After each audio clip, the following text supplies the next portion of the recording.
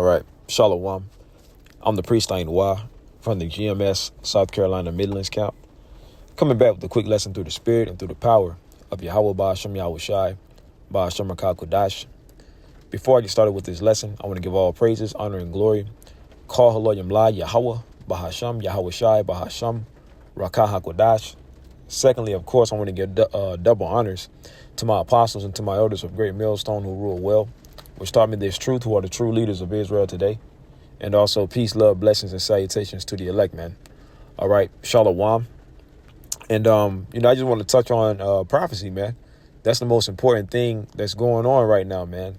All of these prophecies that, beginning with the apostles and the elders of Great Millstone on down, these prophecies that we've been talking about for years, now we're seeing them beginning to come to pass. Certain talking points at one point was considered to be crazy talking points at one point in time, but now those same talking points are mainstream conversation. Talks of World War III, right? The mark of the beast, which is the MOTB.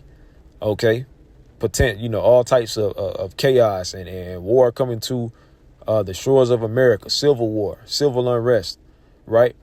All of these things are signs that the Lord is getting ready to take out Esau, Edom, and his rulership, man. So like I said, man, I got a few scriptures lined up, pretty, somewhat basic scriptures, which none of the scriptures are basic, but, like I said, just right to the point. 2nd Ezra chapter 15, verse 1, and it reads, "Behold, speak thou in the ears of my people the words of prophecy," and the Lord's people are the Israelites, man. Right? Who did the Lord make a covenant with? The Israelites, not all nations, man. Okay. He made a covenant with the Israelites, you so-called Negroes, Latinos, Native Americans, and so-called Hispanics, man. We are the Lord's people.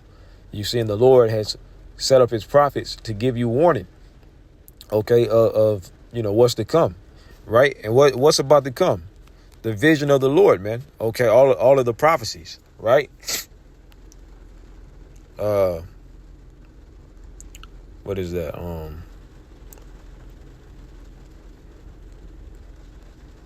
Let's go to Salaki. I lost my train of thought. But let's go to I believe Isaiah.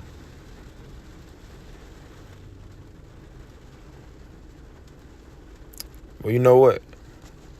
Yeah, that's, I lost my train of thought of what I wanted to grab.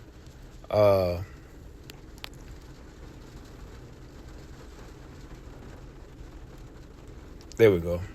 The water Yahweh Shema Shai came back to me. And that happens sometimes. You can have so many scriptures running through your mind, and then you actually forget. You're thinking about going to the next precept, and you actually forget about the one that you wanted to go to. So, hey, but the Lord wanted this to come out because the Lord has his prophets out on the highways and byways giving the people warning. Okay. And the job of a prophet is what? To give warning, just like a watchman. Habakkuk chapter 2, verse 1, "I will stand upon my watch and set me upon the tower and will watch to see what he will say unto me and what I shall answer when I am reproved.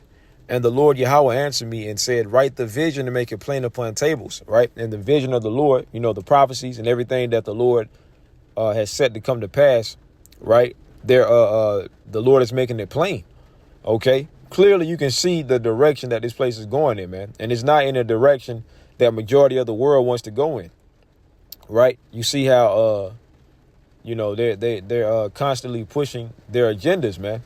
And majority of the people are against the agendas of these wicked elites because they understand to a degree of what they're trying to do. OK, but ultimately it's going to happen anyways. Why is that? Because it's biblical prophecy.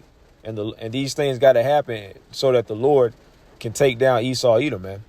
And the Lord Yahweh answered me and said, write the vision and make it plain upon tables that he may run that readeth it. You see that? So that's what happens. We heard these prophecies, right? And the Lord commanded us to go out to the highways and byways and to teach, to give the people warning, whether they hear or forbear, pursuant to Romans 3:3. It doesn't matter, man, right? Because at the end of the day, the Lord is going to be justified in bringing his wrath and destruction and judgment upon these people, man. They can't say that they haven't been warned. And the Lord, Salakia, verse 3, for the vision is yet for an appointed time, but at the end it shall speak and not lie. Though it tarry, wait for it, because it will surely come. It will not tarry. And now these prophecies are not tarrying, man. Okay. Every day it's more and more talks of war. Okay. And ultimately talks of that clash that is inevitable, that's about to take place. The war between good and evil, man. Okay. Eventually these devils are getting ready to come against the prophets, right? Because they want to silence us. They want to get us off of the highways and byways.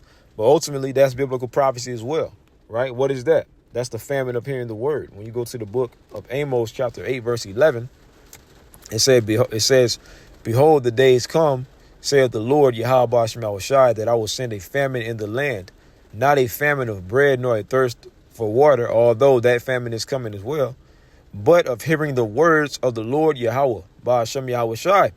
You see?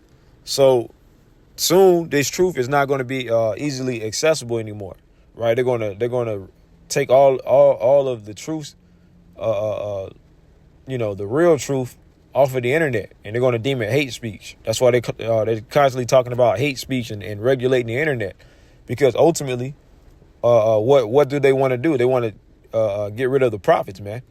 But in the whole grand scheme of things, it's ultimately the Lord that's taking his truth away, because, these people out here, they think that, the prophets are always going to be here. They think that we're always going to be out in the highways and byways so that they can, make jest of us and poke fun at us and laugh at us, put us on social media, trying to make fun of us, not realizing the whole time they should have been taking heed, man.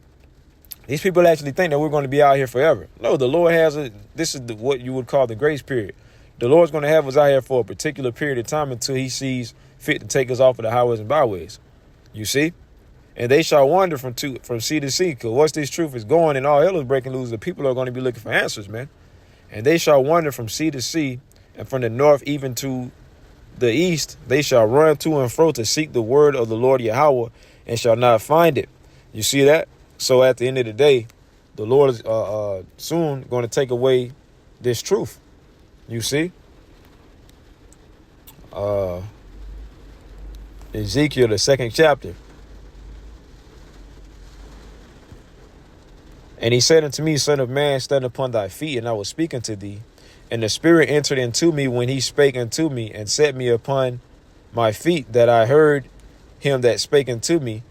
And he said unto me, Son of man, I send thee to the children of Israel, a rebellious nation that have rebelled against me. Yeah, because Jake is hard-headed, man. You see? And they don't want to listen to the prophets. Ultimately, they don't want to listen to the Lord. And the Lord is actually speaking through the prophets. You see? It says, unto a rebellious nation that have rebelled against me, they and their fathers have transgressed against me, even unto this very day. You see that? So Jake still don't want to listen. They still don't want to get right. Right? In 2 Chronicles, the 36th chapter, it goes into how, these people have misused the prophets. You see, instead of them inquiring and taking heed, they want to mock and scoff at the prophets. But that's going to be to their own detriment, man, to their own hurt. You see? They only playing themselves, man, for they are imputed children and stiff-hearted. I do send thee unto them, and thou shalt say unto them, thus saith the Lord Yahweh Bashem Yahushai, and they, whether they will hear or whether they will forbear, right? For they are a rebellious house, yet shall know that there have been a prophet among them. So soon they're going to know that the prophets have been around telling them the word all along. But by the time they realize, it's going to be too late, man. You see? And thou, son of man, be not afraid of them, neither be afraid of their words, though briars and thorns be with thee. And though those dwell among scorpions, be not afraid of their words, nor be dismayed at their looks, though they be a rebellious house. And though they can come up talking shit and all that, but hey, we still going to push the word out. They're going to make their idle threats, right? But it doesn't matter. You see, because the Lord gave us a specific duty and job to do, and that's what we're going to do, even unto death. And thou shalt speak my words unto them, you see? So people think that we're speaking out of our own heart and our own mind. No, we're actually speaking the words of the Lord, man. And that I'll read it again. And thou shalt speak my words unto them, whether they will hear or whether they will forbear, for they are most rebellious.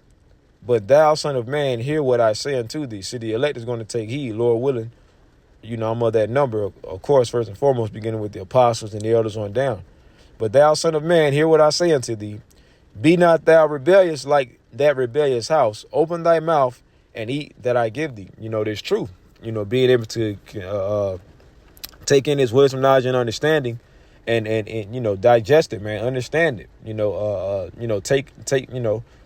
Make it a part of you, man.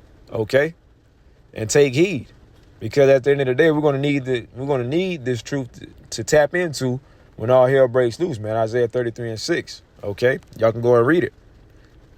But thou, son of man, hear what I say unto thee. Be not thou rebellious like that rebellious house. Open thy mouth and eat that I give thee. And when I looked, behold, an hand was sent unto me, and lo, a roll of a book was therein. And it's talking about the Holy Scriptures. And he spread it before me, and it was written within and without. And there was written therein lamentations and mourning and woe. People think the Bible is just, a feel-good book. Hey, man, at the end of the day, when it comes to the Scriptures, it's telling you what it's about. Lamentations and mourning and woe, and going into our history. And also, it's a comfort unto us, the Israelites, man. Okay, for the ones who can receive it. You see, so the Lord got all his prophecies coming to pass right before our very eyes, man. And as it says, it doesn't matter if they believe, man. It says, behold, speak thou in the ears of my people the words of prophecy, which I will put in thy mouth, saith the Lord, and cause them to be written in paper, for they are faithful and true. So the words of the Lord is not going to fail. You see, fear not the imaginations against thee. Let not the incredulity of them trouble thee that speak against thee. We ain't worried about the unbelievers. Why is that? For all the unfaithful shall die in their unfaithfulness. You see, so the Lord, regardless, is going to take down this devil, whether the people believe or not. Because you got a lot of our people that want to be Edomite apologists and so on and so forth. But it doesn't matter. The Lord's still going to take this place out, man. Right? He's got to take down this wicked empire. I end off on this, 2 Esdras 6:9. For Esau is the end of the world, and Jacob is the beginning of it that followeth. So right now, that transitioning of power is taking place, man. That power shift, right, between good and evil. And ultimately, that power is going to be given unto the good, the righteous. Okay, the Israelites, beginning with the elect, first and foremost, beginning with Yahushua. This is his kingdom that's being ushered in, right? Third in command is King David. Then you have the 12. Then you have the 144,000, which is that top governing body of Israel, right? And the Lord's multitude of believers, right? And are going to stand out from the rest of, the unbelieving Israelites, man, But at the end of the day, that's what's going on, man. This devil is being taken down. We're seeing the prophecies coming to pass, and people can't, and they can try to continue to deny it all they want, but it's going to be inevitable. It's going to be all the words of the Lord and the prophecies are going to be made manifest. Like it says right here in 2 Esdras 9:5, for like as all that is made in the world have a beginning and an end, and the end is manifest. The end of Esau, Edom is being made manifest, man. Call all Yahweh Bashim Yahushai, Bashim Makakodash. Lord willing, this lesson was edifying. Until next time, I want to say Shalom.